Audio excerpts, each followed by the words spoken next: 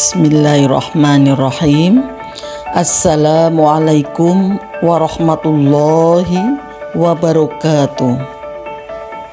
Selamat datang pada mata pelajaran Sejarah Kebudayaan Islam atau SKI di MTS Negeri 5 Cilacap tahun ajaran 2021-2022. Bersama saya Ibu Munawaroh SAG. Pembelajaran pada hari ini kita mulai dengan membaca basmalah bersama. Bismillahirrahmanirrahim.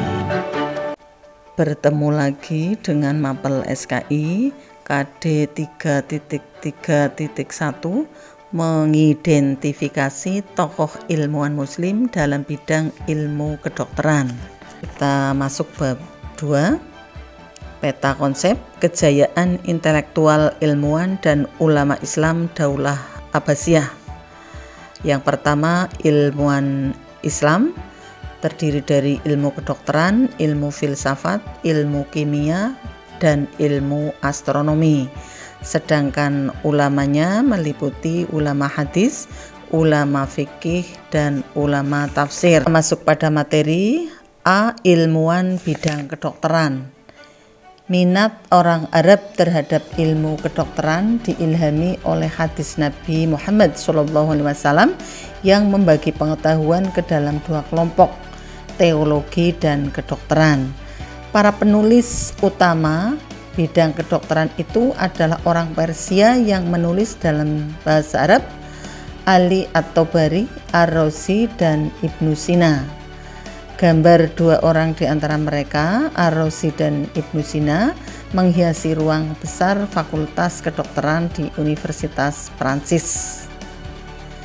Yang pertama, Ali Ibnu Roban At-Tabari atau dokter masyhur abad klasik.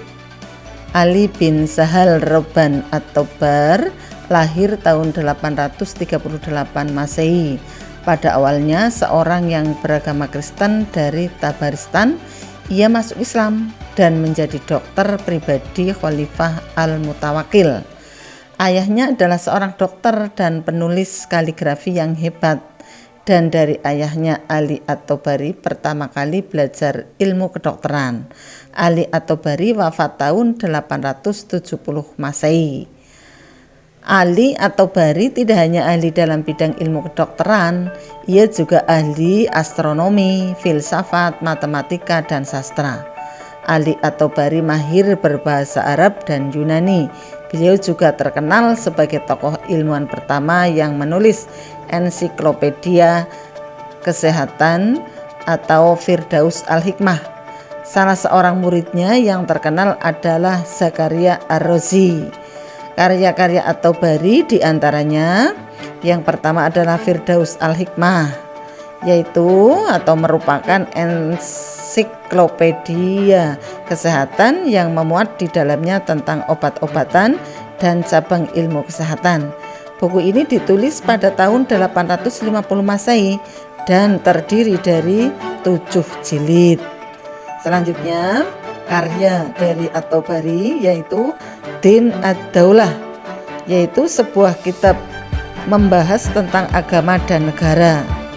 Kemudian karya selanjutnya adalah Hifzus Sihah, yaitu sebuah buku yang menjelaskan cara menjaga kesehatan dan masih banyak lagi yang lainnya.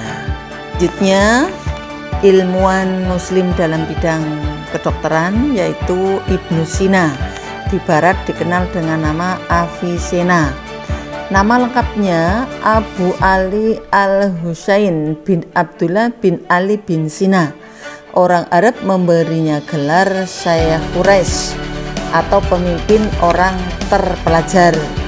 Beliau lahir pada tahun 980 Masehi dan wafat tahun 1037 Masehi. Beliau dianugerahi dengan kemampuan luar biasa untuk menyerap dan memelihara pengetahuan. Sarjana Islam dari Persia ini membaca buku-buku di perpustakaan besar milik raja dan pada usia 21 tahun mulai menulis buku. Sebagai dokter, Ibnu Sina lebih suka tindakan preventif daripada kuratif. dan selalu menguatkan aspek rohani dan jasmani pasien dalam pengobatannya. Dalam pandangannya, makanan, minuman, temperatur, polusi udara, limbah, keseimbangan pikiran dan gerak tubuh mempunyai pengaruh terhadap kesehatan manusia. Semua yang dikatakan Ibnu Sina terbukti dan menjadi masalah utama atas kesehatan manusia saat ini.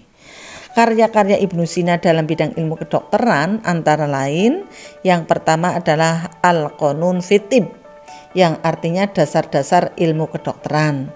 Buku ini berabad-abad telah menjadi buku yang menguasai dunia pengobatan di Eropa dan menjadi buku sumber kedokteran di Prancis. Di dalam buku ini menjelaskan tentang pembengkakan pada paru-paru dan mengenali potensi penularan wabah penyakit saluran pernafasan, asma dan TBC melalui pernafasan dan penyebaran berbagai penyakit melalui udara dan air. Obat-obatan yang disebut dalam buku ini tidak kurang dari 760 macam obat untuk beragam penyakit. Karya Ibnu Sina selanjutnya adalah Asy-Syifa, yaitu berisi tentang cara pengobatan termasuk tentang pengobatan penyakit saraf. Ilmuwan yang kedua dalam bidang kedokteran yaitu Ar-Razi. Beliau adalah penemu penyakit cacar air dan darah tinggi. Nama lengkapnya adalah Abu Bakar Muhammad bin Zakaria Ar-Razi.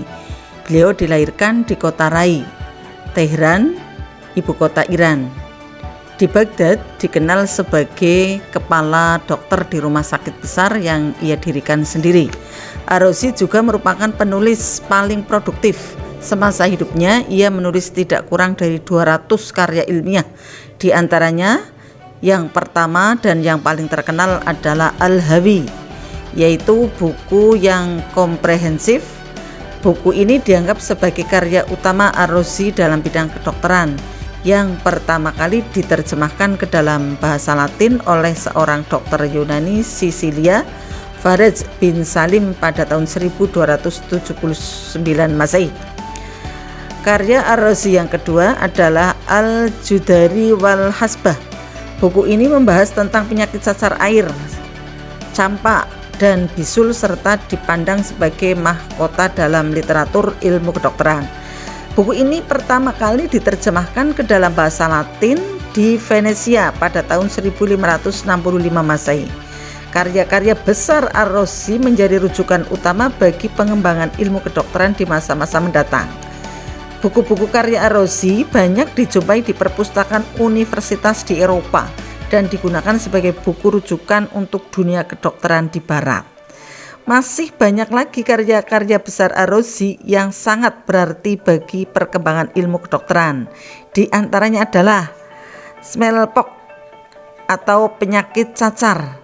Ia merupakan sarjana Islam pertama yang meneliti penyakit ini. Ialah yang membagi penyakit ini menjadi dua bagian, cacar air atau variola dan cacar merah atau Vaugela. Penemuan ini melambungkan namanya dalam dunia kedokteran. Air raksa atau Hg salah satu penemuan Ar-Razi yang sangat berguna untuk dunia medis. Diagnosa hipertensi. Ar-Razi adalah seorang dokter yang pertama kali melakukan diagnosis terhadap hipertensi atau darah tinggi. Metode pengobatannya tergolong khas, yaitu dengan pemanasan syaraf. Ia juga melakukan pengobatan mirip cara akupuntur yang sudah amat populer saat ini. Dan pertemuan kita hari ini, tetap semangat, jangan lupa 5M, memakai masker, menjaga jarak, mencuci tangan, menjauhi kerumunan, dan mengurangi mobilitas. Selamat belajar dan semoga sukses. Wassalamualaikum warahmatullahi wabarakatuh.